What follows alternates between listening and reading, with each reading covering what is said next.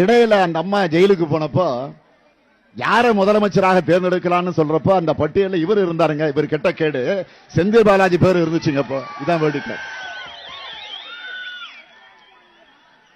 ஆக இன்னைக்கு பாத்தீங்கன்னா அவர் மட்டும் இல்ல, ஒட்டுமொத்தமாக பாலாஜியினுடைய தம்பி இந்த கரூர் மாவட்டத்தை தன்னுடைய கட்டுப்பாட்டில் வச்சிருக்கிறாரு.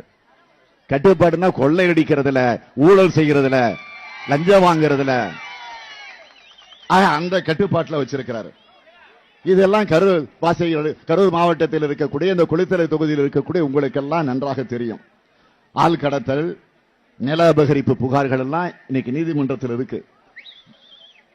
அதே மாதிரி பேருந்துகளுக்காக ஒரு கருவி வாங்கினாங்க, டிக்கெட் கொடுக்கிறதுக்கு ஒரு கருவி, ஜிஎஸ்பி கருவி. அந்த கருவியில ஊழல் நடந்திருக்குன்னு சட்டமன்றத்தில் நான் தான் ஆதாரத்தோடு எடுத்து பேசினேன். இது வரைக்கும் முறையான மறுப்பு கிடையாது. அது மட்டும் இல்ல, பொறியியல் படிச்சுக்கிட்டு இருந்த ஒரு இளைஞன் கோகுல் என்பவரை கடத்தி அவனை கொலை மிரட்டல் செஞ்சு அவனுடைய சொத்துக்களை எல்லாம் பறிமுதல் செஞ்சு அவன் அதற்கு பிறகு அந்த குடும்பத்தை சார்ந்தவர்கள் நீதிமன்றத்துக்கு போய் அந்த பிரச்சனை இப்ப நீதிமன்றத்தில் இருக்கு. இப்ப எங்க இருக்காருன்னு தெரியல. அந்த கோகுல் தலைமறைவாகி எங்கே இருக்கிறார் என்று தெரிய முடியாத நிலையில இன்றைக்கு இருந்து கொண்டிருக்கு. அது மட்டுமா, அரசு கேபிள் டிவி நிறுவனத்துக்கு தமிழ்நாட்டிலே அதிகமாக பணம் கட்டக்கூடிய எந்த மாவட்டம் கேட்டீங்கன்னா இந்த கரூர் மாவட்டம் தான் அதிகமான அளவுக்கு பணம் கட்டிக்கிட்டு இருக்கு கேபிள் டிவியை பொறுத்த வரைக்கும். ஏனென்றால் இங்க இருக்கக்கூடிய லோக்கல் சேனல் எல்லாம் செந்தில் பாலாஜியினுடைய பினாமி பெயரில் தான் இருக்கு.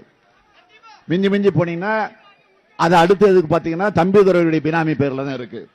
இப்படி ஒன்றா இரண்டா எடுத்து சொல்ல அப்படின்னு பாட்டு இருக்கு. ஆக அந்த அளவிற்கு